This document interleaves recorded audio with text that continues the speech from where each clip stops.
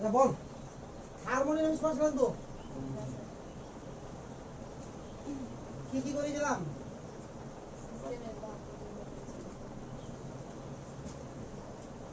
System মানে কত রকমের সিস্টেম করে দিয়েছিলাম? কত রকম সিস্টেম বল? কি কি? ওপেন ক্লোজ আর আইসোলেটেড। আচ্ছা কিছু কোয়েশ্চেন দিয়ে শুরু কর। লিখ কোয়েশ্চেন লিখ।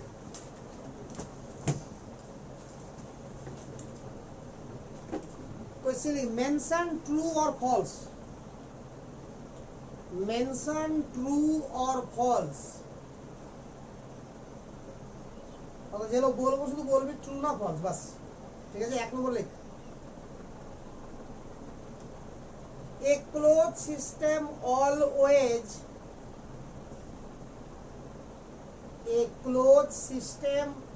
always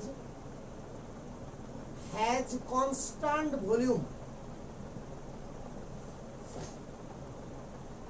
A closed system always has constant volume. বল ঠিক আছে না ভুল আছে? ভালো করে ভাব। সিস্টেম যদি ক্লোজ হয় তো ভলিউম সবসময় কনস্ট্যান্ট হবে, এটার মানে হচ্ছে এটা। ঠিক আছে? ঠিক নাই? দেখ ভালো করে। অবশ্যই ঠিক নাই।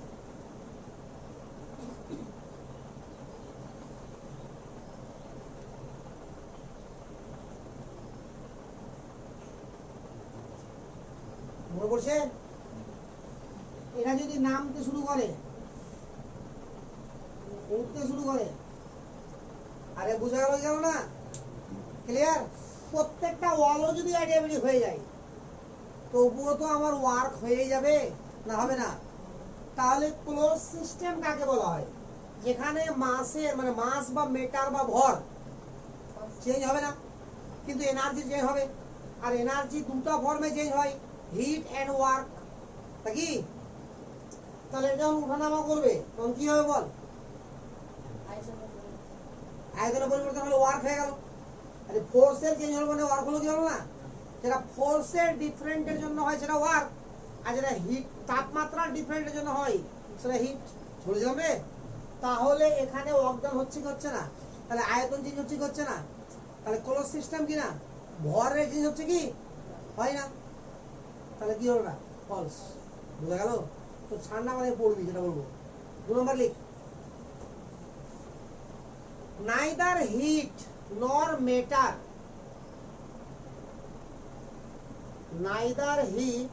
nor matter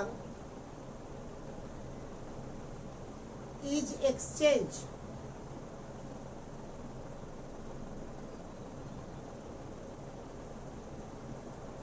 their system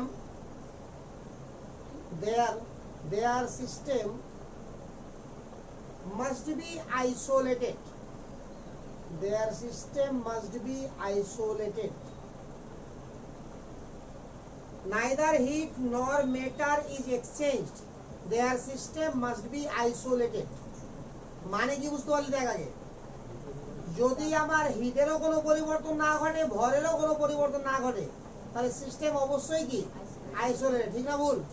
এটাও ভুল। ভালো করে দেখ, এখানে আমার এটাকে নিলে এটাও অ্যাডিয়াবেটিক, এই ওয়ালটাও অ্যাডিয়াবেটিক। কথা বুঝতে পারছিস রে? অ্যাডিয়াবেটিক ওয়াল কাকে বলা হয়? যার মধ্যে দিয়ে তাপের আদান প্রদান ঘটবে না, এই তো ওয়াল। তাহলে হিটের কোনো আদান প্রদান ঘটবে না, বাস। তাহলে হিটের যদি আদান প্রদান না ঘটে আর এখানে এটা উঠানামা করছে ধর, তাহলে ভরেরও আদান প্রদান ঘটছে না। তাহলে কথা কি বলে যখন হিটেরও আদান প্রদান ঘটবে না, ভরেরও আদান প্রদান ঘটবে না। কিন্তু এখানে তো এটা পিস্টন উঠানামা করছে, তাহলে ফোর্সের তো চেঞ্জ হচ্ছে, আয়তনের তো চেঞ্জ হচ্ছে, তো ওয়ার্ক তো হয়ে গেল। আইসোলেটেড কাকে বলা হয়? যেখানে ভরের চেঞ্জ হবে না আর এনার্জির চেঞ্জ হবে না। এনার্জির দুটো ফর্ম, হিট এবং ওয়ার্ক। এমন তো হতেই পারে যে ওয়ার্ক চেঞ্জ হলো না হিট চেঞ্জ হলো, এমন হতে পারে হিট চেঞ্জ হলো না ওয়ার্ক চেঞ্জ হলো। তাহলে মোটের উপর তো এনার্জি চেঞ্জ হয়েই গেল না, বুঝা গেল না? তাহলে আইসোলেটেড তাকেই বলা হয় যেখানে হিট এবং এনার্জি কারোই এক্সচেঞ্জ ঘটবে না। এখানে হিটের এক্সচেঞ্জ ঘটছে না, ঘটছে কি? কিন্তু কিন্তু এনার্জি এক্সচেঞ্জ হয়ে যাচ্ছে। কেন? ওয়ার্ক হয়ে যাচ্ছে বলে। আর যেহেতু এটা ক্লোজ আছে, এটা পিস্টনটা ওঠানামা করছে, তাহলে কি ভরের কোনো আদান প্রদান হবে না। বোঝা গেল? ক্লিয়ার না ক্লিয়ার না রে? তাহলে এটা কি সিস্টেম? Close system. ফলস। ওই জন্য বলছি তাড়াহুড়া করে অ্যান্সার দেওয়ার কি আছে? ঠান্ডা মাথায় ভাবার অ্যান্সার না, ভুল তো হয়ে গেল দুটাই। লিখ, isolated system will be close system. Isolated system will be closed system.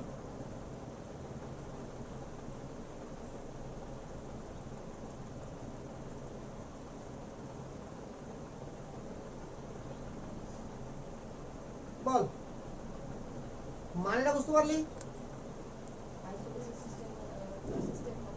হবেই, অর্থাৎ আইসোলেটেড সিস্টেম হতে গেলে ক্লোজ হতেই হবে। একটু এগিয়ে যেত, দূর এগিয়ে যা, বসা ইয়ে মানে বিছানা ঢঙ্গা দিতে করবি, বস, ঢঙ্গই তো নাই। আর ওই জায়গাটা ফাঁকা আছে না, ওই জায়গাটা বসতো কেউ। আর বিছানোর যেই বিছান যে আসলো ওকে ঠিক করতে হবে। তো বল, isolated system will be close system, এর মানে কি? আইসোলেটেড যদি হতে হয় সিস্টেমকে তো ক্লোজ হতেই হবে। বল ঠিক না ভুল? আর বলতে পারছিস না? হ্যাঁ, কি করে ফলস?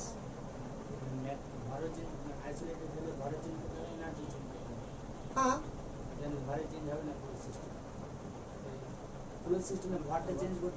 কথাটা ওটা মানেটা কি? মানেটা হচ্ছে এটা যে আইসোলেটেড সিস্টেম হলে ক্লোজ সিস্টেম হতেই হবে। অর্থাৎ ক্লোজ ছাড়া কি সিস্টেমকে আইসোলেট করা যাবে কি? যাবে কি? সিস্টেম যদি ক্লোজই না হয় তাহলে এটা হওয়ার কোনো প্রশ্নই নাই। তাহলে ট্রু এটা। বুঝা গেল? তারপরে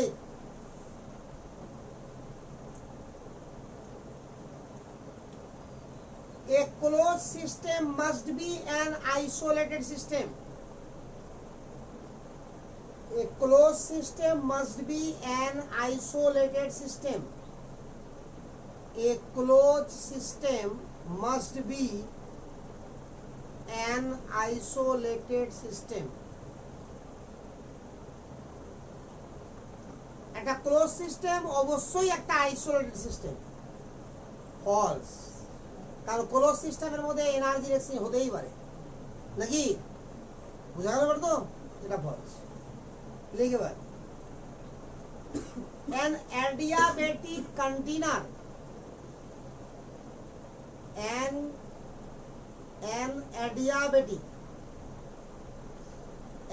adiabatic container fitted, an adiabatic container fitted with movable, fitted with movable মানে মুভ হবে, fitted with movable adiabatic piston,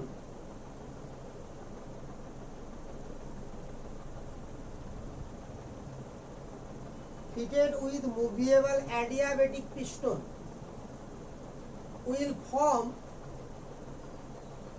an isolated system.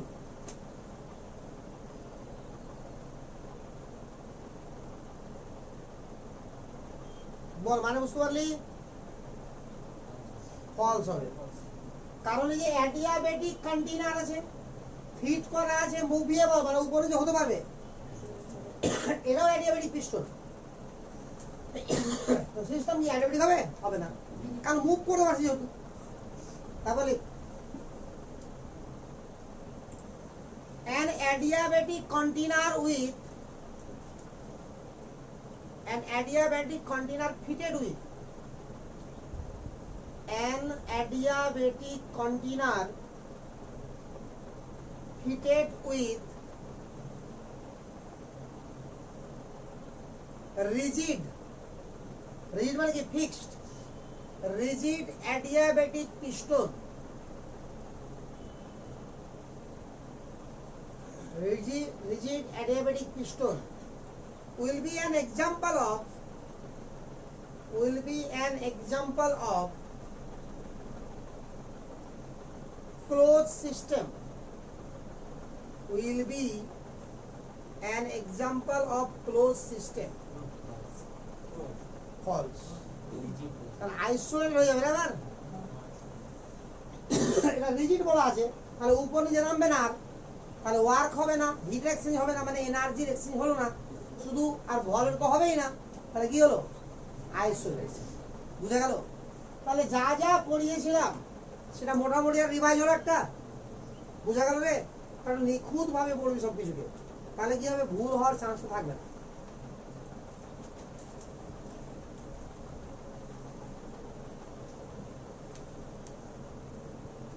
এবার point for state variable. State variable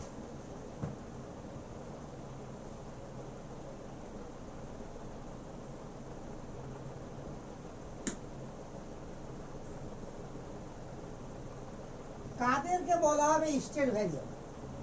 ধর একটা সিস্টেম আছে, হতে পারে ওপেন, হতে পারে ক্লোজ, হতে পারে আইসোলেটেড, যা হতে পারে, কোনো যায় আসে না। সিস্টেম আছে একটা, তো একটা সিস্টেমের মধ্যে বহু কিছু থাকে, ঠিক আছে?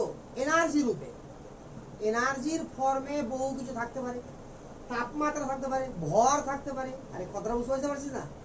তো সিস্টেম যেহেতু আছে, কিছু না কিছু জড় পদার্থ আছে, আছে কিনা রে? তাহলে কিছু না কিছু ভর আছে, কিছু না কিছু ওর নিজস্ব অন্তর্নিহিত শক্তি আছে। এই অন্তর্নিহিত শক্তির ব্যাপারে ডিটেলসে পড়বো এই চ্যাপ্টারে, ঠিক আছে? তো প্রত্যেকের মধ্যেই কিছু না কিছু জড় পদার্থ থাকলে কি হয়? অন্তর্নিহিত শক্তি থাকে, ঠিক আছে? এর পরেও কিছু আরো এনার্জি থাকে যেগুলোকে মাপাই যাবে না, আর কিছু এনার্জি আছে যেটাকে মাপা যাবে। কথা বুঝতে পারলি কিনা? মাপা যাবে না কোন এনার্জিকে? এখানে যে মলিকুল গুলো আছে, আরে যেই থাকুক তার এটা তো কোনো না কোনো মলিকুল আছে, ওটা নাকি না বিনা মলিকুল তৈরি হয়ে যাবে? বলতো কোনো না কোনো মলিকুল আছে, তো মলিকুল থাকলে তার মধ্যে বন্ড আছে, আর আছে কিনা রে? তো যে কোনো মলিকুলের মধ্যে যখন বন্ড থাকে, যদি ডাবল বন্ড থাকে তো সেটা ভাইব্রেট হয় অটোমেটিক্যালি। ডাবল বন্ড হয় কিনা এগুলো পড়তে হবে না তো, এগুলো অনার্সে গিয়ে পড়বি, বাট শুনে রাখ শুধু। ডাবল বন্ড যদি হয় তো সেটা ভাইব্রেট হয়, তো ভাইব্রেট হয় বলে ওখানে ভাইব্রেশন এনার্জি থাকে একটা। সিঙ্গেল বন্ড যদি হয় তো অটোমেটিক্যালি রোটেট হয়, ঠিক আছে? তো তোমার রোটেশন বন্ড এনার্জি আছে একটা। কথা বুঝতে পারলে কিনা? তো এরকম অনেক অনেক রকমের এনার্জি আছে যেগুলোকে পরিমাপ করা যাবে না, আবার অনেক অনেক এনার্জি আছে যেগুলোকে পরিমাপ করা যাবে। তাহলে সিস্টেমের মধ্যে যে টোটাল যা এনার্জি আছে সেই এনার্জিকে বলা হয় ওর ইন্টারনাল এনার্জি। কথা বুঝতে পারলে কিনা? এটাকে আরো ডিটেলসে পড়বো আমরা, হয়তো নেক্সট ক্লাসে পড়বো। তো এবার লক্ষ্য করে এখানে যে এই যে এনার্জি গুলো আছে তাদের মধ্যে যদি সবটার পরিমাপ করা না হয়, তাহলে এই সিস্টেমের টোটাল যা এনার্জি সেটা কি পরিমাপ করা যাবে? একটা সিস্টেমের মধ্যে ধর যে 100 রকমের এনার্জি কাজ করছে, 100 রকম এনার্জি কাজ করে ধরে, তো তার মধ্যে হয়তো আমি 20টাকে পরিমাপ করতে পারছি বিভিন্নভাবে, 80টাকে পরিমাপ করতেই পারছি না, তাহলে সিস্টেমের টোটাল এনার্জি পরিমাপ করা যাবে কি? যাবে না। এই জন্য কোনো সিস্টেমের টোটাল এনার্জি পরম মান বা অ্যাবসুলেট ভ্যালু কখনোই বের করা যায় না। কথা বুঝতে পারলি না? বের যেটা করা যায় সেটা পরে বলবো কি বের করা যায়, বাট টোটাল এনার্জি বের করা যায় না। তবে কিছু কিছু পার্ট তো আছে, টেম্পারেচার মাপতে পারবো কিনা? পারবো। আয়তন মাপতে পারবো কিনা? প্রেসার মাপতে পারবো কি পারবো না? আরে পারবো তো। তো কিছু এনার্জি তো মাপাও যায়। তাহলে সিস্টেমের মধ্যে যে বিভিন্ন যে প্রপার্টি আছে, বিভিন্ন যে ধর্ম আছে, ওর এনার্জি বাদ দিয়ে ধর্ম বল, সিস্টেমের যত রকম ধর্ম আছে তার মধ্যে কিছু কিছু ধর্ম মেজারেবল, মেজারেবল মানে পরিমাপ করা যায়, মেজার করা যায়, ঠিক আছে? আর কিছু কিছু ধর্ম আছে কি নন মেজারেবল। তো যারা যারা মেজারেবল পার্ট তারাই হচ্ছে কি স্টেট ভ্যারিয়েবল। কথা বুঝা গেল কি না গেল না? বুঝতে পেরেছি তো? যারা যারা মেজারেবল পার্ট তারাই হচ্ছে স্টেট ভ্যারিয়েবল। আর মেজারেবলের মধ্যেও অনেকগুলো আছে, বাট আমাকে মেজার করতে হবে শুধুমাত্র pressure volume R temperature.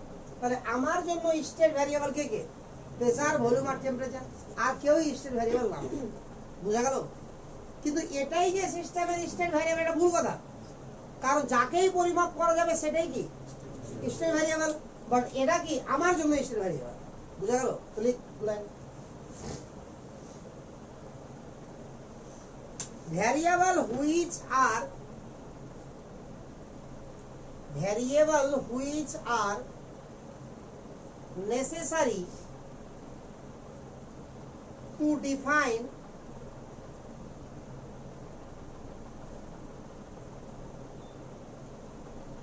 state of a system, necessary to define state of a system.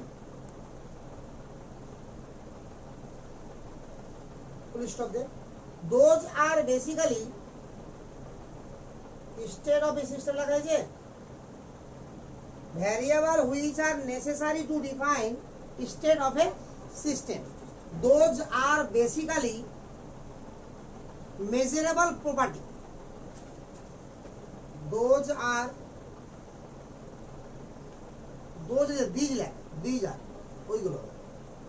These are basically measurable property of the system. These are basically measurable property of the system. বুঝছেন? Full stop দিয়ে দেন, paragraph লিখে বল টিভিপি কমা দিয়ে দিও এভাবে। টিভিপি are the basic state variable,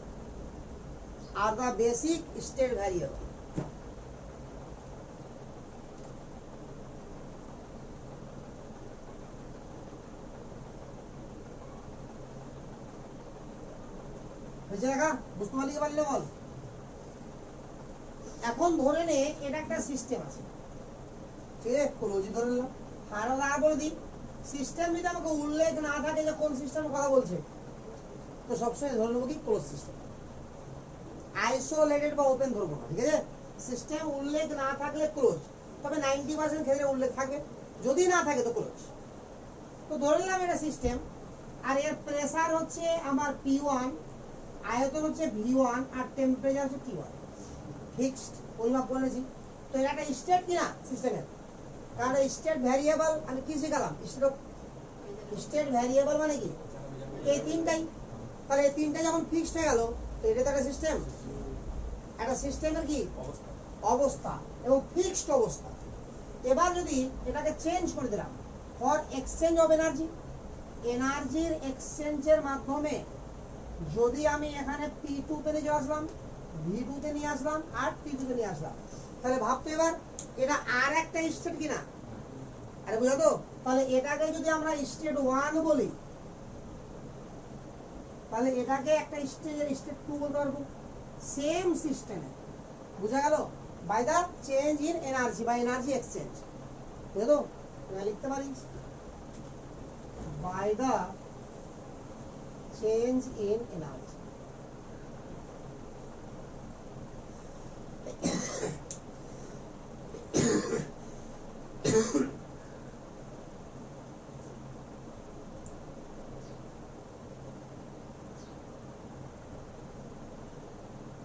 বুঝছে? তাহলে এটা একটা পার্টিকুলার স্টেট, এটা একটা পার্টিকুলার স্টেট। কোন সিস্টেমের স্টেট বলতে হলে কি বোঝানো হবে? তার প্রেসার, টেম্পারেচার আর ভলিউম।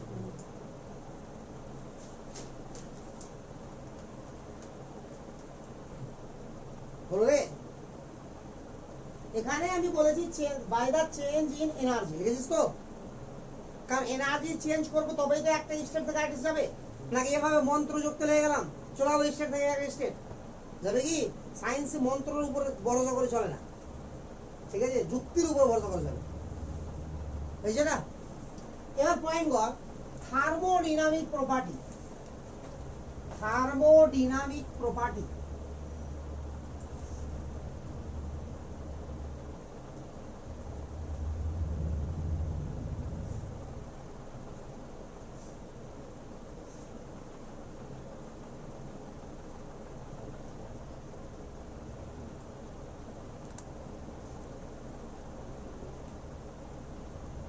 থার্মোডাইনামিক প্রপার্টি বলতে এখানে দুই রকম প্রপার্টিকে বোঝানো হয়, একটা এক্সটেন্সিভ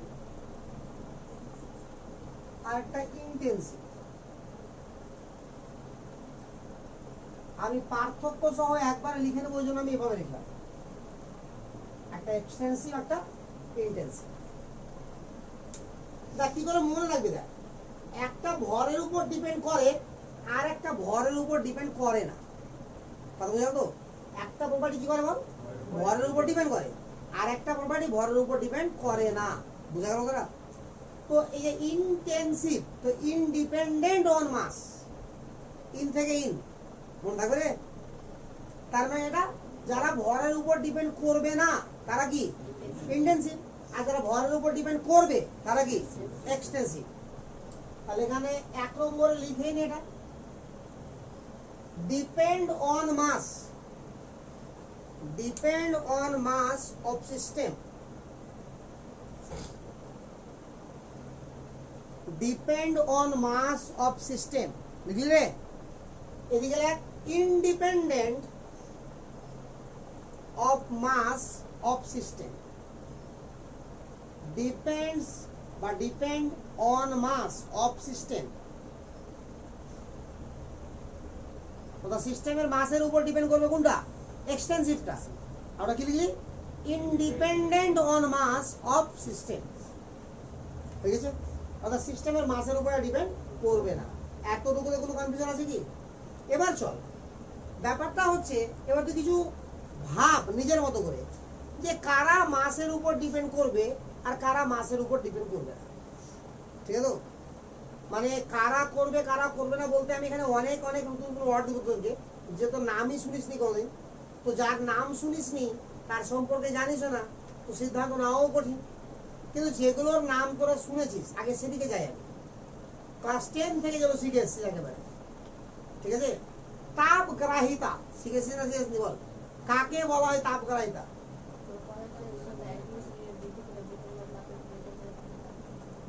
কোন পদার্থের উষ্ণতা 1 ডিগ্রি বাড়াতে যে পরিমাণ তাপের প্রয়োজন হয় তাকে বলা হয় ওই পদার্থের তাপগ্রাহিতা। এটা হলো আপেক্ষিক তাপগ্রাহিতা, ওটা স্পেসিফিক না। এবার যেটা বোঝা স্পেসিফিক, একক ভর না হলে স্পেসিফিক কি করে হয়? একক ভরের, একক ভরের কোন বস্তুর উষ্ণতা 1 ডিগ্রি বৃদ্ধি করতে যে পরিমাণ তাপের প্রয়োজন হয় তাকে কি বলা হবে? Specific hit.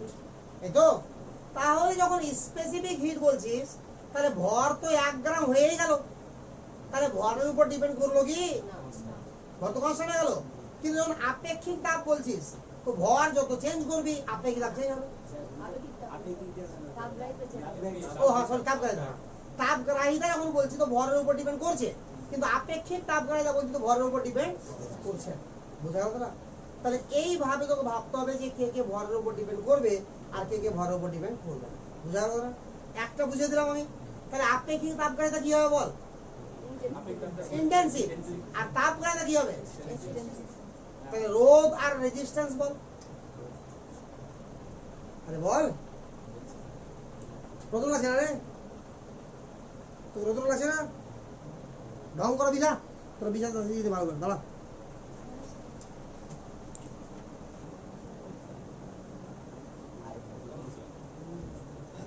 তাহলে বল ভলিউম কি, এক্সটেন্সিভ না ইন্টেন্সিভ? ভলিউমটা ভরের উপর ডিপেন্ড করছে কি করছে না? করছে। তো ভর বাড়লে ভলিউম বাড়ছে, ভর কমলে ভলিউম কমছে, তো যেটা ভরের উপর ডিপেন্ড করবে সেটা কি? এক্সটেন্সিভ। প্রেসার,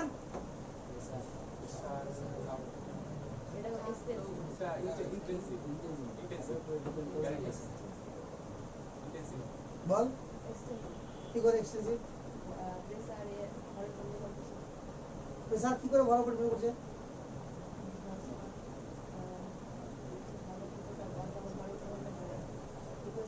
শোন, এরকম ভাবে ভাববি না, এভাবে ভাব, ঠিক আছে? তো লক্ষ্য কর, ধরে একটা ক্লাস আছে, ক্লাসরুম আছে, ঠিক আছে? তো এবার ক্লাসরুমে একদম যতটা খুশি গাদার গাদা স্টুডেন্ট ঢুকে দেওয়া আছে, কথা বুঝতে পারলি কি না? এবার এই গাদার গাদা স্টুডেন্ট ঢুকিয়ে আছে, একদম মানে হাইলি প্রেসারে ঢুকানো আছে, ঠিক আছে, বেঁচে আছে, এরকম ভাবে ঢুকিয়ে দেওয়া হয়েছে। এবার ভাব, বা যেটাকে ভাবতে পারিস, বা যে কোনো একটা পদার্থ ভাবতে পারিস, ঠিক আছে, একটা পদার্থ নিলি, ওকে দু টুকরা করলি বা যোগ করলি বারবার, কথা বুঝতে পারলি কিনা? তাহলে যোগ করা বা ভাগ করাতে, অ্যাড করাতে বা পার্ট করে দিলে যদি চেঞ্জ হয় তাহলে এক্সটেন্সিভ, আর চেঞ্জ না হলে ইন্টেন্সিভ। ফর এক্সাম্পল কিরকম যায়, ধরে নে যে টেম্পারেচারের কথা বলছি, হ্যাঁ, তো দুটা জল নিলি, দুটো গ্লাসে, একটা গ্লাসে নিলি ধর যে 25 ডিগ্রি সেন্টিগ্রেড তাপমাত্রা, আর একটা গ্লাসে নিলি 25 ডিগ্রি সেন্টিগ্রেড তাপমাত্রা, জল দুটোকে মিশিয়ে দিলি, কি 50 ডিগ্রি হবে কি হবে না? 50 ডিগ্রি হবে কিনা জলের তাপমাত্রা? আরে ওইরকম যদি হতো তো রান্না করার জন্য আগুন লাগাতে হতো কি? 4 বার মিশিয়ে দিত 25 করে, 100 ডিগ্রি হয়ে যেত, ঝামেলা শেষ নাকি রে? তাহলে তাপের প্রয়োজনই পড়তো না, এটা হতে পারে? তাহলে তাপমাত্রা এই দেখ যোগ করছি, তাহলে চেঞ্জ হলো কি? হলো না। তো তাপমাত্রা হলো ইন্টেন্সিভ, ডিপেন্ড করছে না। আবার ধরে নে এটা কার কলম আছে, যার কালার ধরে না পুরোটা হোয়াইট আছে, এটা ব্ল্যাকটা বাদ দে, তোর পুরোটাই হোয়াইট আছে, এবার এটা দু টুকরা করে দিলি, বল হোয়াইট কালার কি চেঞ্জ হয়ে গেল? তাহলে কালার ইন্টেন্সিভ, কথা বুঝতে পারলি তো? এটা একটা ভর আছে কিনা বল, এটা ভর আছে কি নাই বল, দু টুকরা করে দিলি, মানে এক টুকরাকে ভাববি তখন আর আগের সাপেক্ষে, তো দু টুকরা একটা ভর ছিল, এটা ধরে নি যে 20 গ্রাম ভর ছিল, এবার দু টুকরা করে দিলাম, তাহলে এক টুকরার ভর কি 20 গ্রামই থাকবে না চেঞ্জ হয়ে যাবে? তাহলে এটা পাঠ করতে ভর চেঞ্জ হয়ে গেল, তাহলে ভর কি হয়ে গেল? এক্সটেন্সিভ। কথা বুঝতে পারছিস তো, না পারছিস না বুঝতে? বা একই কলম দুটো লাগিয়ে দিলাম, তো কি কালার চেঞ্জ হয়ে গেল কি? একই কালার আছে, তাহলে কি কালার কি? ইন্টেন্সিভ। ভর চেঞ্জ হলো কি? কে বলো হয়নি? ভর বেড়ে গেল না, তাহলে ভর কি? এক্সটেন্সিভ। আয়তন বাড়লো কি বাড়লো না? তাহলে কি হলো? এক্সটেন্সিভ। প্রেসার বাড়লো কি বাড়লো না? বাড়েনি, তাহলে ইন্টেন্সিভ। বুঝা গেল ব্যাপারটা তো? তাহলে জোর করবি বা কেটে টুকরা করবি, এতে পারে এক টুকরার সঙ্গে গোটাটা চিন্তা করবি, যদি যে চেঞ্জ হয়ে যায় তাহলে কি হবে? এক্সটেন্সিভ। চেঞ্জ না হলে, অর্থাৎ এক্সটেন্সিভ গুলোর অ্যাডিটিভ এর নেচার, মানে যোগফলের নেচার আছে, অর্থাৎ যোগফলে এরা চেঞ্জ হবে, বাট ইন্টেন্সিভে যোগফলে কোনো চেঞ্জ হবে না। বুঝতে পারলি তো? তো লিখি এখানে 2 নম্বরে, additive in nature, additive in nature,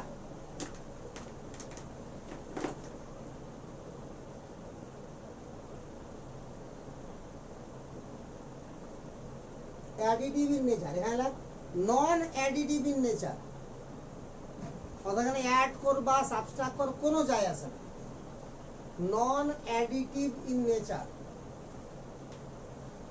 বুঝতে পারলি কি পারলি না? বা এখানে যখন ডিভাইড করছি তো এক্সটেন্সিভ প্রপার্টি গুলো কি হচ্ছে? চেঞ্জ হচ্ছে, হচ্ছে না? বাট ইন্টেন্সিভ গুলো কি? তো লিখতে হবে এখানে 3 নম্বর লিখ, their value changes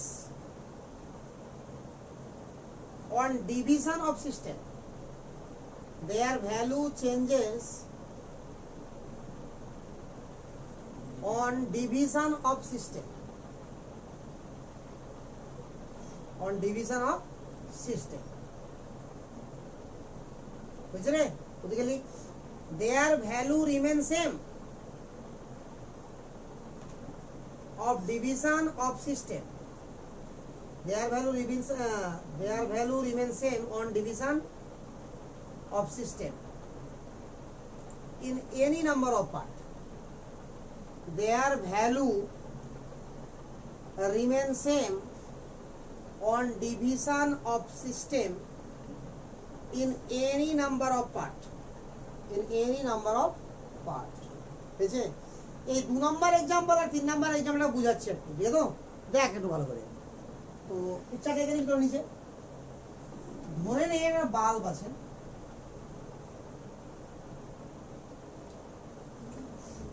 ঠিক আছে,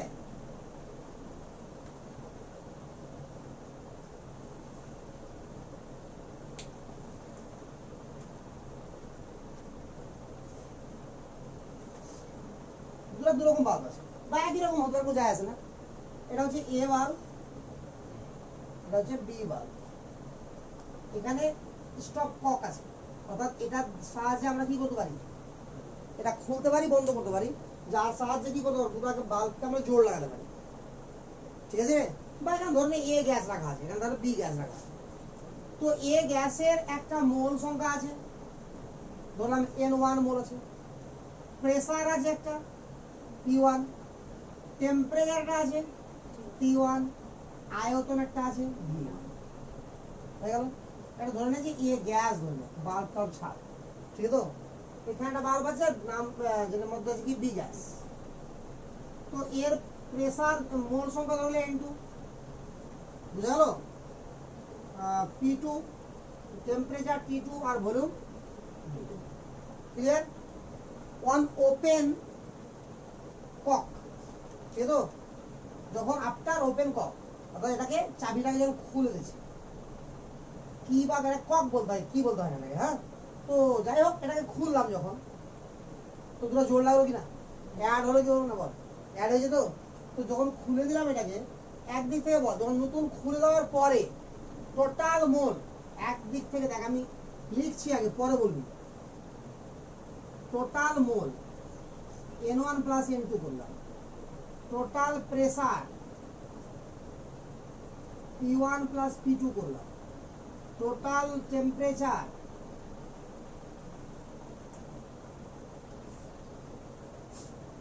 T1 প্লাস T2 করলাম, total volume V1 plus V2 করলাম। এবার বল কোনটা হবে আর কোনটা হবে না, এক দিয়ে বল। টোটাল মোল সংখ্যা N1 প্লাস N2 হবে কি হবে না রে, হয়ে যাবে, এটা হবে।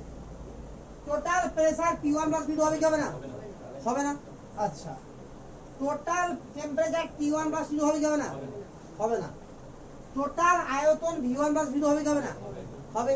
তাহলে এইগুলো দেখ, তাহলে এই দুটো আমার অ্যাডিটিভ ইন নেচার আছে নাকি রে, তাহলে এই দুটো অ্যাডিটিভ ইন নেচার হওয়ার জন্য এই দুটোকে কি বলবো আমরা, এক্সটেনসিভ প্রপার্টি। আর এই দুটো অ্যাডিটিভ ইন নেচার না, তাহলে কি বলবো, ইন্টেনসিভ। বুঝা গেল এবার, ক্লিয়ার। তাহলে এই দুটো হয়ে গেল কি আমার, এক্সটেনসিভ,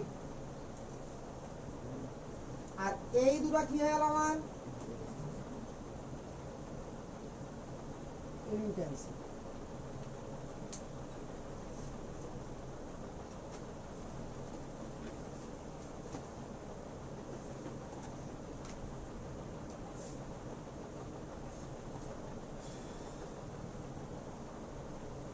তো লেট করে কেন আসলি, ঘুম ভাঙেনি,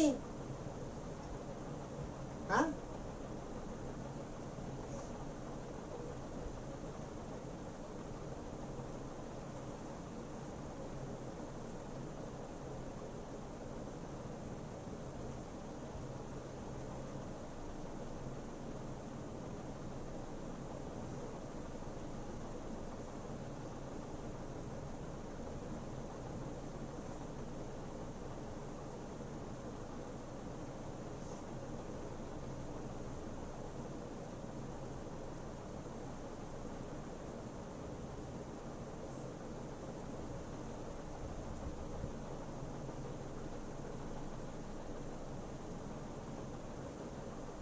বুঝে লাগা,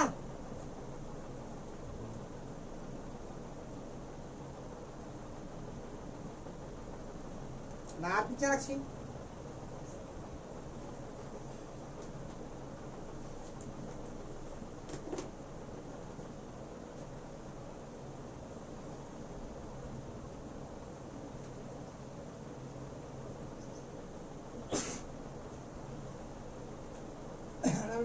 সলিউশন দিলাম, হ্যাঁ,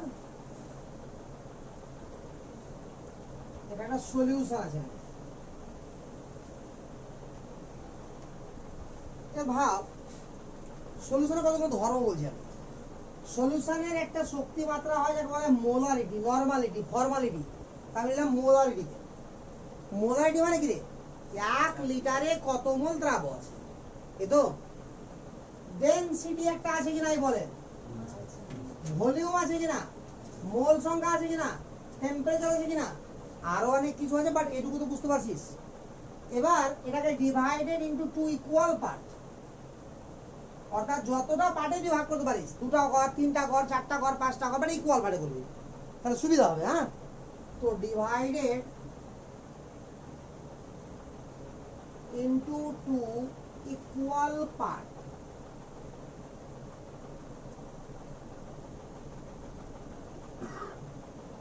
তো দুটো পার্টে ডিভাইড করা হলো, তাহলে এখানে একটা অংশ আসলো সলিউশনে, আর এখানে আর একটা অংশ আসলো। একদিক থেকে জিজ্ঞাসা করছি আর বলবি। হ্যাঁ, বল মোলারিটি এখানে কি হবে, এম হবে না এম বাই 2 হয়ে যাবে? এমই হবে। তাহলে মোলারিটি এখানেও এম আছে, এখানেও এম আছে। ডেনসিটি ডি হবে, কি হবে? আয়তন অর্ধেক অর্ধেক হয়ে যাবে না আয়তন, এটাকে ভি বাই 2 করে দিলাম, এখানে ভি বাই 2 আছে। তাহলে মোল সংখ্যা এন বাই 2 হয়ে যাবে, এখানে এখানে এন বাই 2 হয়ে যাবে। টেম্পারেচার টি। তাহলে এই তিনটা চেঞ্জ হয়েছে কি? এই তিনটা চেঞ্জ হয়ে যায়নি। আর নিচের এই দুটো, তো নিচের দুটো কি ভরের উপর ডিপেন্ড করছে, আর উপরের তিনটা কি ভরের উপর ডিপেন্ড করছে না। তাহলে উপরের তিনটা কি ইন্টেন্সিভ প্রপার্টি, আর নিচের দুটো কি এক্সটেন্সিভ। তাহলে এগুলো হয়ে গেল আমার ইন্টেন্সিভ প্রপার্টি, আমি সংক্ষেপে লিখলাম, তুই গোলা করে লিখে দে। আর এগুলো হলো এক্সটেন্সিভ প্রপার্টি। আয়তন কেন ভাগ হচ্ছে? আরে এটা একটা পাত্র ছিল, এটা সমান দুভাগে ভাগ করলাম, আয়তন কমবে না, অর্ধেক অর্ধেক হবে না রে।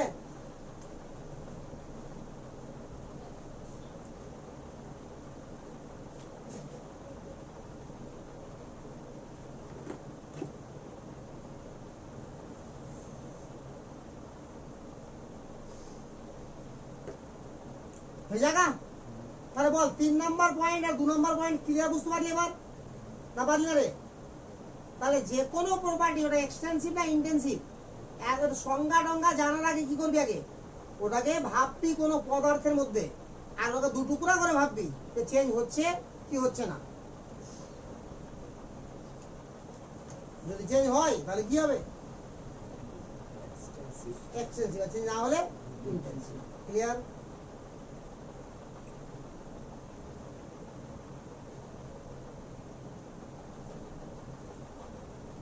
তোর নয় না খুবই, এই তোরা একটু আগে জানা রে,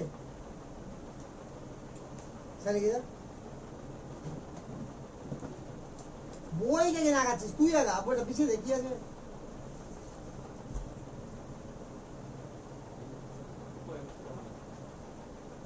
হ্যাঁ, তো তুই এই যে ঢুকিয়া ভালো করে একটু এদিক ওদিক শিখাতে হবে তোকে। হলো? এবার তাহলে বুঝেই গেল দুটা, তাহলে ইন্টেন্সিভ আর এক্সটেন্সিভ বুঝা ক্লিয়ার হয়ে যাবে। এবার ভাব যে এখানে কিছু এক্সাম্পল করে নি, যেগুলো বারবার প্রচলিত এক্সাম্পল আছে। তো এক্সটেন্সিভ সাইডে লিখ এক্সাম্পল, 4 নম্বর পয়েন্টই করে লাগে, 4 নম্বর পয়েন্ট করে লাগে এক্সাম্পল।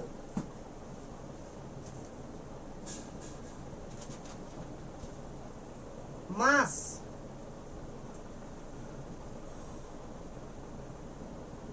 মোল, নিচে লিখতে বললাম, তোমার ওখানে আমাকে বলে দিতে পারবি।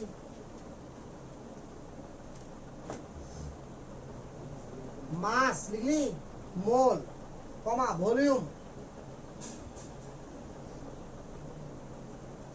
কমা all type of energy, all type of energy like দাও, এভাবে লিখবি ইউ এইচ জি এস, বুঝা না? এগুলোর মানে কি সব পড়বি চ্যাপ্টারে। ইউ মানে ইন্টারনাল এনার্জি, এইচ মানে এনথালপি, জি মানে গিবসের ফ্রি এনার্জি, এস মানে এন্ট্রপি। তো এগুলো সব কিছু পড়ানো হবে, তো এগুলোকে সব এনার্জি বলা হয়। কমা রেজিস্ট্যান্স, রেজিস্ট্যান্স রোধ, হিট,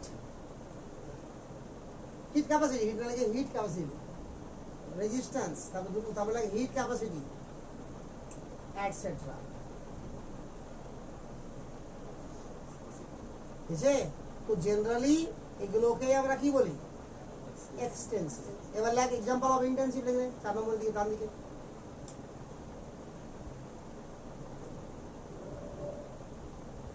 তোরা আলাদা করে লাইন করিস না, তোরা এভাবে লিখে হ্যাঁ এক্সাম্পল অফ ইন্টেন্সিভ লিখে। বুদ্ধিমান তোর কম না, লিখ প্রেসার কমা টেম্পারেচার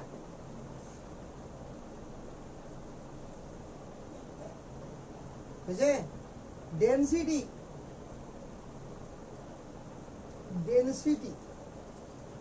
কনসেন্ট্রেশন,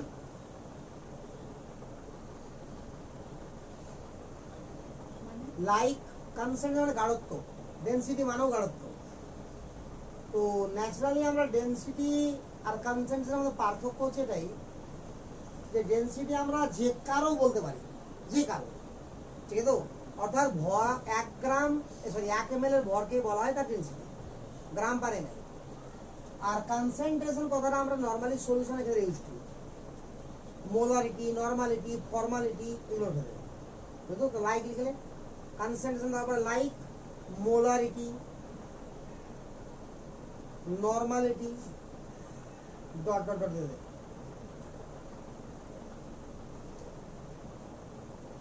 দিলে কমা বয়েলিং পয়েন্ট কি ডিপেন্ড করবে এটা ভরের উপরে? কমা মেল্টিং পয়েন্ট,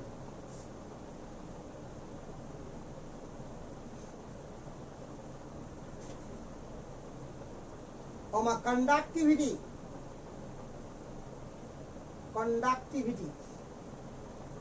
পড়েছিস পিস একাডেমি কাপ্পা, বুঝলি?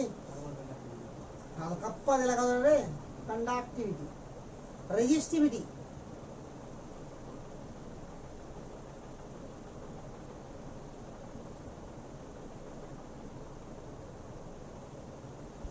Molar volume,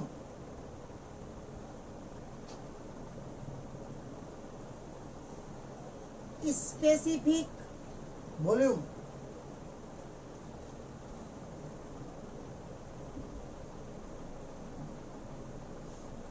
molar hit capacity,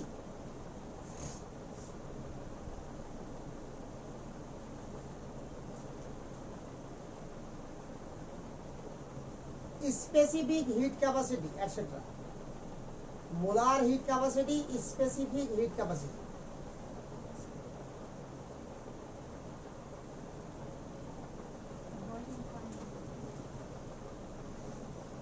molar hit capacity, specific hit হয়েছে।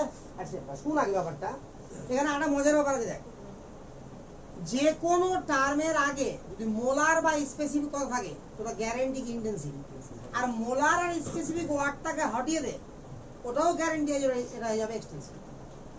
মোলার হিট ক্যাপাসিটি কি রে? ইন্টেন্সিভ, তাহলে হিট ক্যাপাসিটি কি হবে? এক্সটেন্সিভ। স্পেসিফিক হিট ক্যাপাসিটি কি? এক্সটেন্সিভ, ইন্টেন্সিভ, তাহলে হিট ক্যাপাসিটি কি হবে? তো যে কোনো জায়গাতে মোলার কথাটা, মোলার মাস ইন্টেন্সিভ নাকি রে? আরে কার্বন ডাই অক্সাইডের আণবিক গুরুত্ব 44, তো কি কার্বন ডাই অক্সাইড যদি কম করে নিস আণবিক গুরুত্ব কমে যাবে নাকি? আর বেশি করলে আণবিক গুরুত্ব বেড়ে যাবে নাকি? তা 44 থাকবে। তাহলে মোলার মাস কি ইন্টেন্সিভ কিনা? কিন্তু শুধু মাস এক্সটেন্সিভ, বুঝা গেল? আর একটা ব্যাপার আছে, আচ্ছা পার্থক্য যদি লিখ আগে লিখাচ্ছি, পার্থক্য শেষ যেহেতু তার যে পয়েন্ট গুলো লাগে স্টার জন্য লিখলে, ratio of two extensive property, ratio মানে অনুপাত, ratio of two extensive property, ratio of two extensive property will be intensive property, will be intensive property provided both are changing, provided both are changing,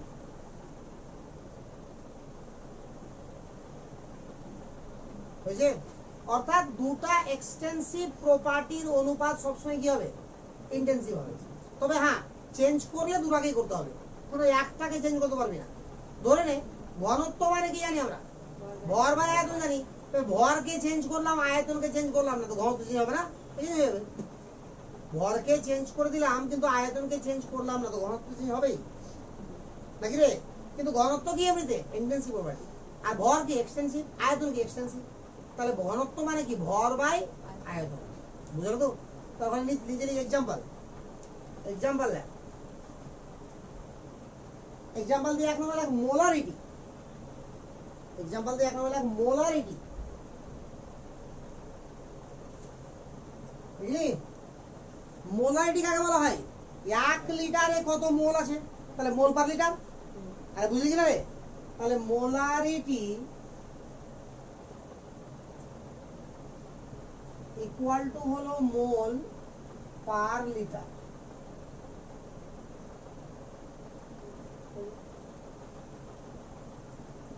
मोल पर litre. तो molarity के क्या capital M दे लिखी, मोल के আমরা কি লিখি স্মল এম দিয়ে, আর আয়তন কে ভি দ্বারা। বুঝলো রে? দেখ এটা এক্সটেন্সিভ কি ইন্টেন্সিভ? ইন্টেন্সিভ।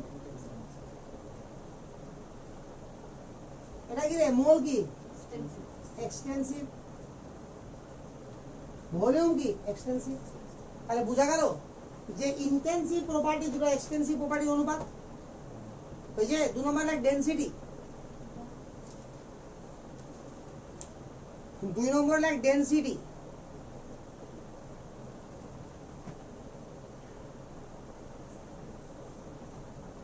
বুঝলে? 2 নম্বর লাইক ডেনসিটি লিখলি তো ডেনসিটি লাগার পর লেখ এখানে ডেনসিটি ইকুয়াল টু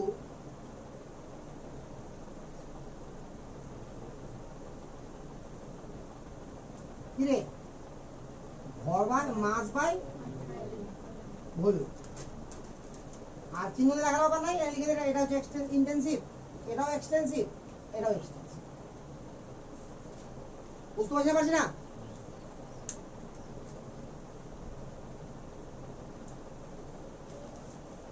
আর একটা স্টাইল মধ্যে লিখ, আর একবার স্টাইল মধ্যে লিখ। if after adding if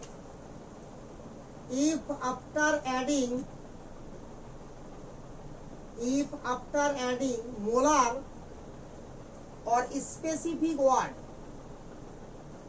if after adding molar or specific word extensive property become intensive, extensive property become intensive। বুঝা গেল কি? অর্থাৎ যখন কোনো এক্সটেন্সিভ প্রপার্টির সামনে মোলার বা স্পেসিফিক ওয়ার্ড লাগানো যাবে, তো লাগিয়ে দে, ওটা কি হয়ে যাবে? ইন্টেন্সিভ হয়ে যাবে। বুঝা গেল এবার? তাহলে এক্সটেন্সিভ আর ইন্টেন্সিভ পড়তে বা বুঝতে বা জানতে বা এক্সাম্পল বলতে অসুবিধা আছে কি? এটা তো পরীক্ষাতে পড়বে 1 নম্বরে, এইটুকুর মধ্যেই পড়বে এবার 1 নম্বরে। দেখে নিন তাহলে যেভাবে কোশ্চেন করবো 1 নম্বর দিবে এখান থেকে, যে which of the following are extensive বা which of the following are intensive, মানে এদের মধ্যে কোনটা এক্সটেন্সিভ বা এদের মধ্যে কোনটা ইন্টেন্সিভ। বুঝা গেল তো? আচ্ছা, কিছু কিছু ক্ষেত্রে এই এক্সটেন্সিভ আর ইন্টেন্সিভ ঝামেলাও হয়ে যায়, ঠিক তো? যেমন ধর যদি বলি আমরা density of a ideal gas, density of a ideal gas, তাহলে আইডিয়াল গ্যাসের ডেনসিটি একটু ভাব দেখি। তোকে জিজ্ঞাসা করা হলো যে density of a ideal gas extensive আর ইন্টেন্সিভ, কোশ্চেন আগে লিখলে density of an ideal gas, density of an ideal gas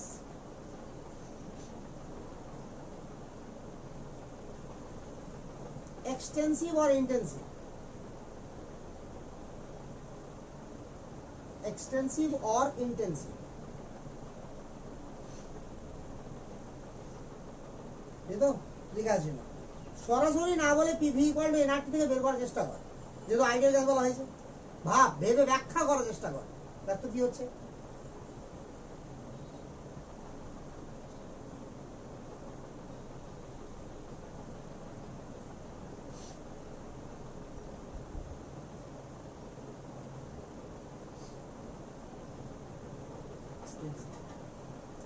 ভালো করে দেখ না ভাই, ডেনসিটি তো আমার ইন্টেন্সিটি হয়।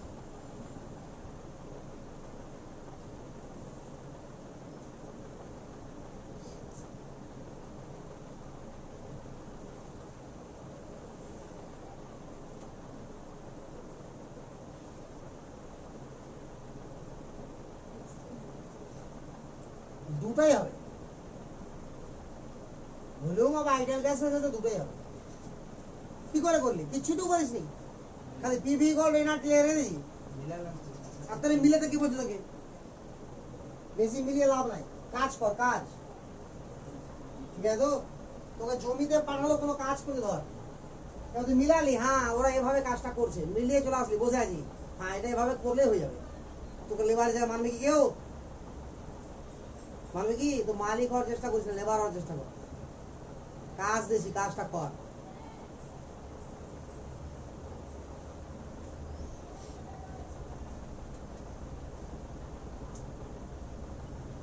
PV equal to nRT, PV equal to N. N মানে কি? মোল সংখ্যা। মোল সংখ্যা কিভাবে বেরোয় রে? ওয়েট কে যদি আণবিক দূরত্ব দিয়ে ভাগ করলে মোল সংখ্যা বেরোয় কিনা? বেরিয়ে যায়। আর weight by volume W by V সমান P M by R T. এটা তো ডেনসিটি। দেখ ভালো করে, ডব্লিউ বাই ভি সমান কত হবে? পি এম বাই আর টি হবে না? তাহলে এটা হলো অ্যাকচুয়াল ডেনসিটির ফিগার। এবার এখান থেকে দেখ আর বল, খুব ভালো করে দেখ সিস্টেমটা। তো ডব্লিউ আছে আর ভি আছে, আছে কিনা রে? আর এখানে দেখ এটা সমান আবার পি এম বাই আর টি আছে। এম মানে কি?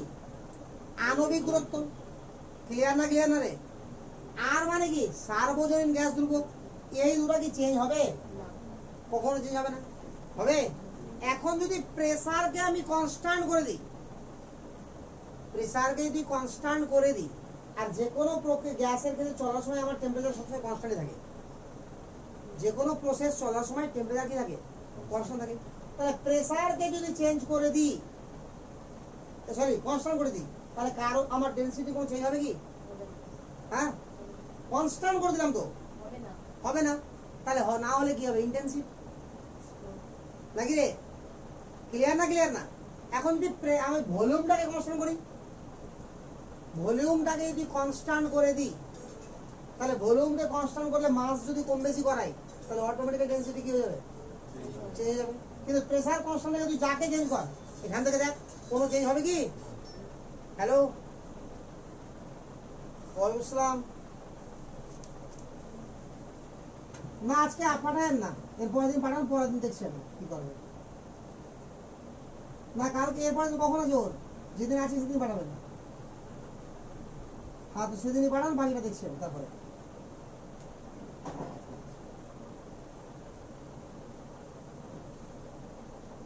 তাহলে এখানে লিখবি কি? এখান থেকে লিখবি, লেখ এভাবে অ্যারো মার। ইফ প্রেসার কনস্ট্যান্ট বা অ্যাট কনস্ট্যান্ট প্রেসার, লেখ অ্যাট কনস্ট্যান্ট প্রেসার, লেখ at constant pressure intensive property and constant volume extensive property। কেন হলো মনে হয় বুঝতে পারলি না? প্রেসার এই জায়গায় আছে, দেখ ভালো করে। তো এই জায়গায় তো প্রেসার বাদ দিয়ে সবই কনস্ট্যান্ট আছে। তাহলে প্রেসার যদি কনস্ট্যান্ট করে দিই আমরা, তাহলে ভলিউম আর ডেনসিটি চেঞ্জ হবে কি? এমন কি করতে পারি আমি যে টেম্পারেচার বা মাস বা সার্বজনীন গ্যাস ধ্রুবককে চেঞ্জ করতে পারি কি? পারি না, কারণ আণবিক দূরত্ব কখনোই চেঞ্জ হবে না। তুই যতই প্রেসার দিয়ে যাই দে, কার্বন ডাই অক্সাইডের আণবিক দূরত্ব কত? 44। এবার প্রেসার দিলি তো কি আণবিক দূরত্ব কমে যাবে, বেড়ে যাবে কি? কোনো চান্সই নাই। আরে কি রে, ক্লিয়ার না? ক্লিয়ার না? তাহলে এটাও কনস্ট্যান্ট, এটাও কনস্ট্যান্ট। আর যে কোনো প্রসেসের ক্ষেত্রে তাপমাত্রা কি ধরা হয়? কনস্ট্যান্ট। তো তিনটাই যেহেতু কনস্ট্যান্ট, তাহলে প্রেসার যদি কনস্ট্যান্ট হলো, পুরো সংখ্যাটাই কনস্ট্যান্ট হলো কিনা রে? তাহলে আমার ডেনসিটি চেঞ্জ হবে? আর হবে না। তো চেঞ্জ যখন হলো না, তো ইন্টেন্সিভ প্রপার্টি। বাট যখন আমি ভলিউমের কথা বলবো, তখন আমাকে এখানে তো ভলিউম নাই, আছে কি? এ লাইনটা দেখতে হবে। তাহলে ভলিউমকে আমি কনস্ট্যান্ট থেকে মাসকে চেঞ্জ করতে পারি কি পারি না? চেঞ্জ করতে পারি। তো মাস যদি চেঞ্জ করতে পারি, তাহলে ডেনসিটি কি হয়ে যাবে? চেঞ্জ হয়ে যাবে। তাহলে at constant pressure intensive property and constant volume extensive property. এটা খুব ইম্পর্টেন্ট কোশ্চেন, কারণ এরকম হয় না একটা ওয়ার্ড, শুধু আইডিয়াল গ্যাসের ক্ষেত্রেই হয়।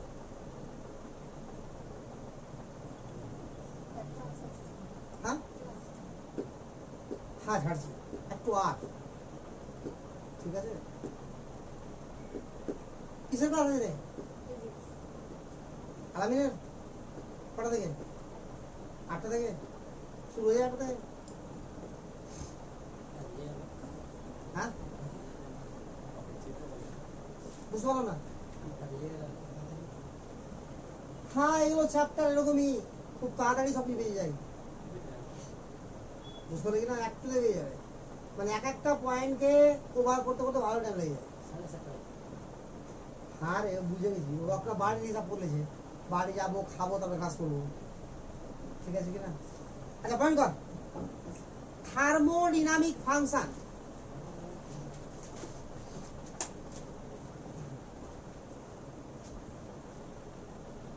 থার্মোডিনামিক ফাংশন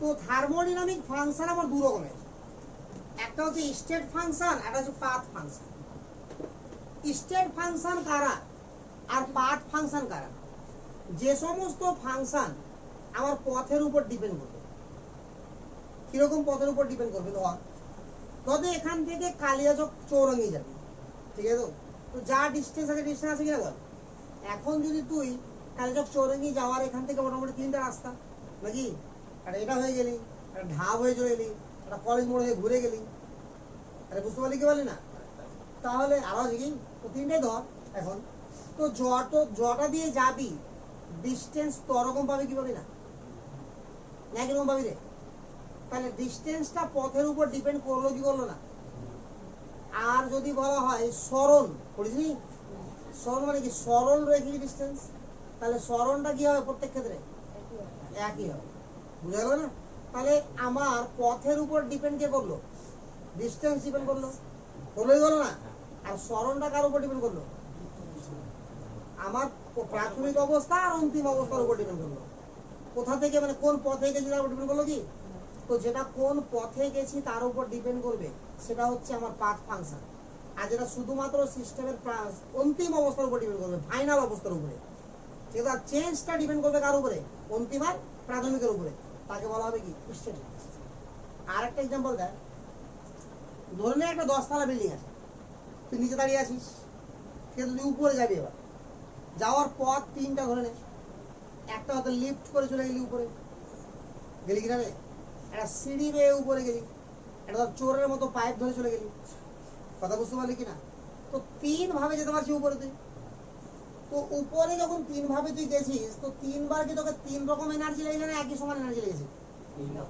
3 মানে যখন লিফটে গেলি তো এনার্জি প্রায় লাগেনি বললেই চলে দাঁড়িয়ে থাকতে যা এনার্জি লাগে নাকি রে ওটাও ফাঁক পেলে ঘুমিয়ে যাবি কোনো যায় আসে না ঠিক আছে কিনা তারপরে সিঁড়ি দিয়ে গেলে একটা ভালো এনার্জি লাগবে আর পাইপ দিয়ে গেলে তো প্রচুর এনার্জি লাগবে কিনা রে তো এই যে কাহিনী আছে এবার উপরে যখন উঠলি তো তোর স্থিতি শক্তি যদি হিসাব করা হয় তো স্থিতি শক্তি মানে কি রে mgh তো তুই এভাবে 3 ভাবে চড়তে গিয়ে তোর ভরের কি চেঞ্জ হয়ে গেছে না ভর একই আছে তুই ভাববি না যে পাইপ দিয়ে উঠতে এখানে ঘাম ঝরেছে তাহলে ওয়েট কিছুটা কমে গেছে ওটাকে ওয়েট কমা ধরা হয় না তাহলে ভরের কোনো পরিবর্তন হয়নি হয়েছে কি হাইটের কোনো কম বেশি হয়েছে কি নিচ থেকে উপর পর্যন্ত তাহলে এম আর জি constant sorry M R H R জি তো সবার জন্য কনস্ট্যান্ট নাকি রে তাহলে কি হলো স্থিতি শক্তির কোনো পরিবর্তন হলো কি তাহলে স্থিতি শক্তি কার উপর ডিপেন্ড করলো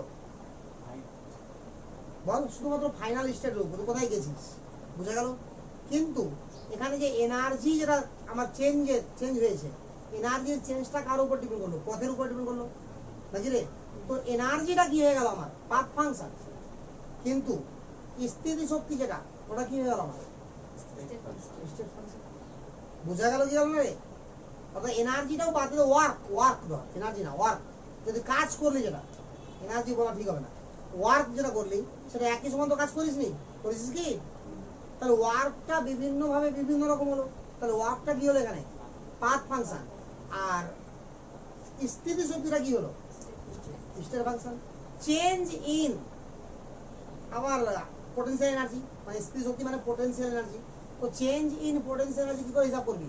ফাইনাল পোটেনশিয়াল এনার্জি, আর আগে কতটা ছিল সেটা কি করতে হবে? বিয়োগ করতে হবে। তাহলে চেঞ্জটা ডিপেন্ড করবে কার উপরে? প্রাথমিক আর অন্তিমের উপরে। আর স্থিতি শক্তিরা ডিপেন্ড করছে কার উপরে? বল। গন্ডগোল হয়ে যাচ্ছে, শোন আগে। পোটেনশিয়াল এনার্জি যেটা, সেটা ডিপেন্ড করছে ফাইনাল অবস্থার উপরে। নিচে অন্তিম অবস্থার উপর কেন ডিপেন্ড করবে? সরি, প্রাথমিক অবস্থার উপর কেন ডিপেন্ড করবে বল? তুই যাচ্ছিস যে জায়গাতে, তো সেটার উপর ডিপেন্ড করছে। এখন তুই লক্ষ্য কর, তুই ধর যে একজন এখান থেকে গেল কালীচক, ওখান থেকে 10তলা বাড়িতে উঠলো, একজন কালীচক থেকে 10তলা বাড়িতে উঠলো, একজন আর কোথাও হয়ে গেল, কি পোটেনশিয়াল এনার্জি তিন রকম হবে না একই রকম হবে? একই রকম হবে, কিন্তু চেঞ্জটা ডিপেন্ড হবে। চেঞ্জটা ডিপেন্ড হবে। তো পোটেনশিয়াল এনার্জিটা কার উপর ডিপেন্ড করলো? অনলি ফর ফাইনাল স্টেটের উপরে। আর চেঞ্জ ইন পোটেনশিয়াল এনার্জি কার উপর ডিপেন্ড করলো? ফাইনাল আর ইনিশিয়াল। বুঝা গেল কথাটা? পোটেনশিয়াল এনার্জি কি ফাইনাল আর ইনিশিয়াল উপর ডিপেন্ড করছে? ওটা অনলি ফর কার উপর ডিপেন্ড করছে? ফাইনালের উপরে। আর চেঞ্জ ইন পোটেনশিয়াল এনার্জি কার উপর ডিপেন্ড করছে আমার? বুঝা গেলে ব্যাপারটা? তো ক্লিয়ার না? ক্লিয়ার না রে? তো যারা পথের উপর ডিপেন্ড করবে তারা পাথ ফাংশন, যারা পথের উপর ডিপেন্ড করবে না তারা কি স্টেট ফাংশন। অ্যাকচুয়ালি সবই স্টেট ফাংশন। পাথ ফাংশন বলতে দুটো আজমা, হিট আর ওয়ার্ক। তাহলে পাথ ফাংশন বলতে দুটো জিনিস হয়, হিট এন্ড ওয়ার্ক। আর একটা মজার ব্যাপার আছে এখানে, যাদেরকে স্মল ওরে লেখা হবে, দেখ এখানে এন কে কিসে লেখা আছে? স্মল এ। আর পি ভি আর টি কিসে লেখা আছে? ক্যাপিটাল। যাদেরকে ক্যাপিটাল লেখা থাকবে তারা সবাই স্টেট ফাংশন, যাদেরকে স্মল লেখা থাকবে সবাই পাথ ফাংশন। হ্যাঁ, আরে নরমাল এখানে তো আমার অন্য সমাজ কোনো ফাংশনই না, না তো পাথ ফাংশন না তো স্টেট ফাংশন। জিজ্ঞাসা তো করবেই না ওটা। কথা বুঝতে পারলি কিনা রে? কথা বুঝতে পারলি না? পারলি না? তো পয়েন্ট কর স্টেট ফাংশন, পয়েন্ট কর স্টেট ফাংশন।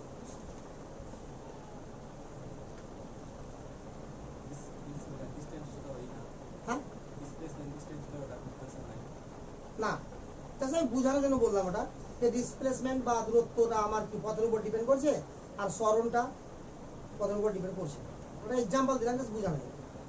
লিখ, function which depend only, function which depend only upon লিখিস না,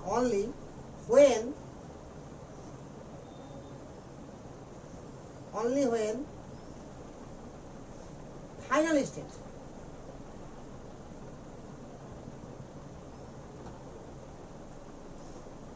function which depend only when final state, bracket like present state, bracket like present state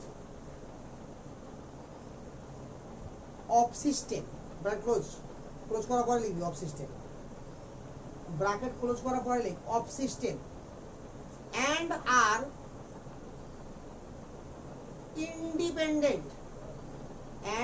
independent from their path,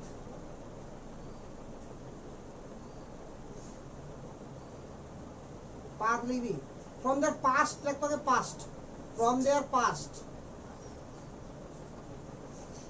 মানে আগে কথাই ছিল, from their past, and path allowed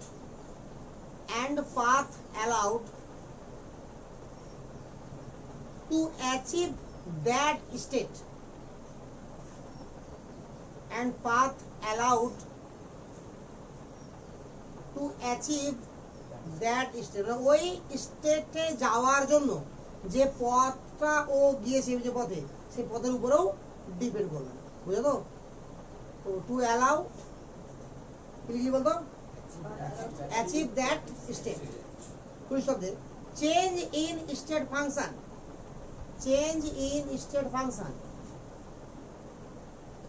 depend only, depend both লিখে দে। Change in state function depend both initial and final state, change in state function depend both initial and final state। আরে হয়েছে? Example না বুঝতে পারলি কি পারলি না বল? বুঝা গেল স্টেট ফাংশনের কাহিনীটা? তো এক্সাম্পল কি, যতগুলো ক্যাপিটাল ওয়ার্ডে লেখা হয় সব লিখে থাকি।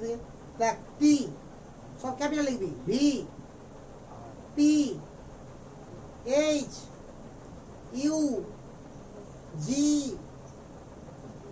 S ডট ডট এবার লিখ path function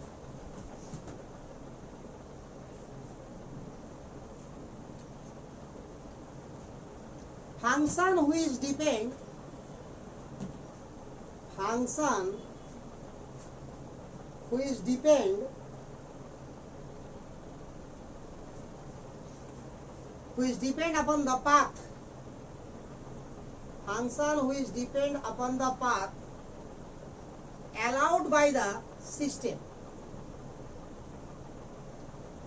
Function which depend upon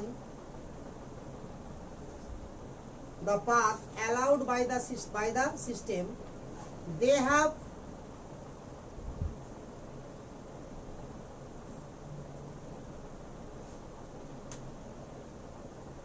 meaning only when system follow a path. They have meaning. meaning লেখা মানে বুঝাচ্ছি they have meaning only when system follow a path.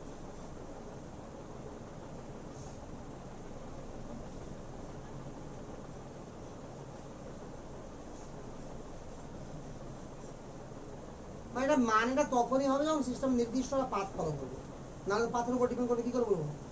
System যদি অনেকগুলো পাথ ফলো করে, কথা বুঝতে পারলি না বেটা?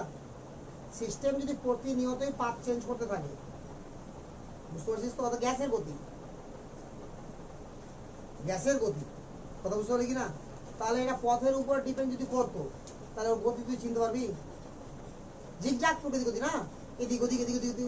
তাহলে এটার মিনিংস হচ্ছে যখন সিস্টেম একটা নির্দিষ্ট পাথকে ফলো করবে আর ওই পথের উপর যদি ডিপেন্ড করে, তাহলে তাকে কি বলা হবে? Path function. এই জন্য পাথ ফাংশন আমরা বুঝিই না, বুঝার প্রয়োজনই পড়ে না, কারণ দুটো তো জিনিস, হিট অ্যান্ড ওয়ার্ক। দেখে example, heat and work. But heat আর ওয়ার্ককে খুব ভালো করে বুঝতে হয়, আর আমি অলরেডি হিট কাকে বলে ওয়ার্ক কাকে বলে সংজ্ঞা লিখে দিয়েছি, ঠিক আছে? এবার দেখ, এই যে আমার পাথ ফাংশন স্টেট ফাংশন হলো, এই তো গেল সংজ্ঞা, ঠিক আছে না? ভাবনা এক্সপ্লেন গেল। বাট ম্যাথমেটিক্যাল কি করে ভাববো যে কে কে পাথ ফাংশন? আমি জানি না, চিনি না কাউকে, আমাকে জিজ্ঞাসা করো এটা পাথ ফাংশন না স্টেট ফাংশন, বা এরকমই কোশ্চেন করলো যে প্রুভ করো বা এক্সপ্লেন করো যে pressure is the path function, sorry state function. তাহলে আমি এক্সাম্পল জানি, হ্যাঁ প্রেসার একটা স্টেট ফাংশন, এক্সাম্পল জানি, হতো প্রেসার একটা পাথ ফাংশন হবে কি? তো এক্সপ্লেন করতে হবে রীতিমতো, তো দেখাতে হবে রীতিমতো যে প্রেসার আমার কি পাথ ফাংশন।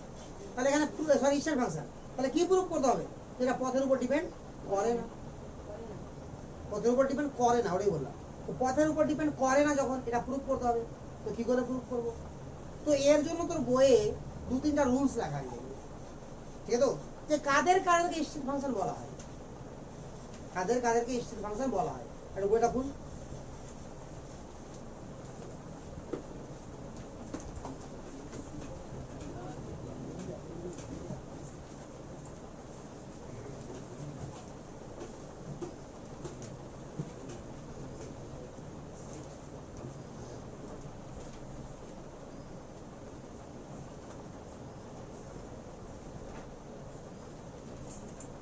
দেখতে পেলে কি স্টেট ফাংশন?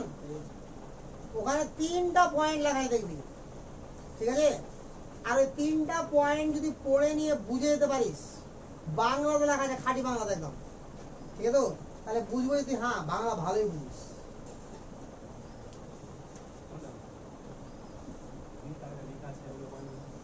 হ্যাঁ, ওটার মানে কি বুঝাচ্ছে, আর ওটা থেকে তোকে আমি প্রুফ করবি, বাড়ি থেকে প্রুফ করে নিয়ে আসবি যে প্রেসার হচ্ছে একটা state function, pressure of ideal gas is a state function. তো দুটো ধেয়ে করে আসবি, আর একটা থাকলে তো কাজ হবে, প্রসেস তো আমার একটাই লাগে প্রুফ করার জন্য, তো দুটোই আছে, কি আছে? ও মানে 3 ভাবে করা যায় বলে আমি 3টা বললাম, কথা বুঝতে পারলি কিনা? তো তোর দুটো আছে তাহলে বুঝা গেল কথাটা কি না? বুঝা গেল না? তো তোর বাড়ির কাজ হলো ওটাই, ঠিক আছে? যে prove that pressure of an ideal gas is a state function, prove that pressure of an ideal gas is a state function. আর আমি এমন ভাবে প্রুফ চাইছি, ওই মানে গাদা লিখে এটা হলো ওটা হলো ওটা হলো এরকম ব্যাপার নাই, সিম্পল ওয়েতে প্রুফ চাই। ঠিক আছে তো? তাহলে প্রেসারটা করা আছে না প্রুফ? কোনটা করা আছে? করা নাই। ঠিক আছে, লাগাই প্রেসার উদাহরণ হিসাবে আছে। আচ্ছা আচ্ছা, ভালো জিনিস। ঠিক আছে তো? তাহলে প্রুফ কি করবি তুই? যে system sorry pressure of an ideal gas is a state function. ঠিক আছে, এরপরে পাবো আমরা যেটা তোর বইয়ে যেটা পাবি সেটা পাবি রিভার্সিবল অ্যান্ড ইররিভার্সিবল প্রসেস, পরাবর্ত এবং অপরাবর্ত পদ্ধতি আছে। দেখ, কথা উল্টে দেখ, এটা কথা উল্টে দেখ। হ্যাঁ, পরাবর্ত এবং অপরাবর্ত পদ্ধতি। বাট এই পরাবর্ত অপরাবর্তর মাঝখানে অনেক কিছু আরো শিখতে হবে, বুঝতে পারলি কি না? তো হ্যাঁ, প্রসেস গুলোর নাম আছে, তো প্রসেস গুলোর নামের সঙ্গে সঙ্গে এক্সট্রা যেটা শিখতে হবে সেটা গ্রাফ। ঠিক আছে, আর গ্রাফ যখন শিখাবো আমি, তো আমি আর একটা জিনিস তোর কাছে জানবো, যে অন্তত পক্ষে সরল রেখা, বৃত্ত, অধিবৃত্ত, উপবৃত্ত, পরাবৃত্ত সম্পর্কে জানা ছিল আছে? হ্যাঁ, একটাও হয়নি? কি কি হয়েছে? হ্যাঁ, বৃত্ত, সরল রেখার বৃত্ত হয়ে গেছে, অধিবৃত্ত হয়নি? অধিবৃত্ত হওয়ার দরকার আছে তো, সবাই রেখেছে রে, হয়নি? দেখ, গ্রাফ আঁকতে গেলে স্থানাঙ্ক জ্যামিতি সম্পর্কে ধারণা ক্লিয়ার লাগবে, আদারওয়াইজ গ্রাফ মুখস্থ করতে হবে, আর মুখস্থ করে জীবনও গ্রাফ শেখা যায় না, সোজা বলে। ঠিক আছে, তো চেষ্টা করবো আমি, সব থেকে বেশি কাজে লাগবে তোর সরল রেখায়, সব থেকে বেশি কাজে লাগবে সরল রেখা। ঠিক আছে, তো ওটা প্রুফ করে আসবি।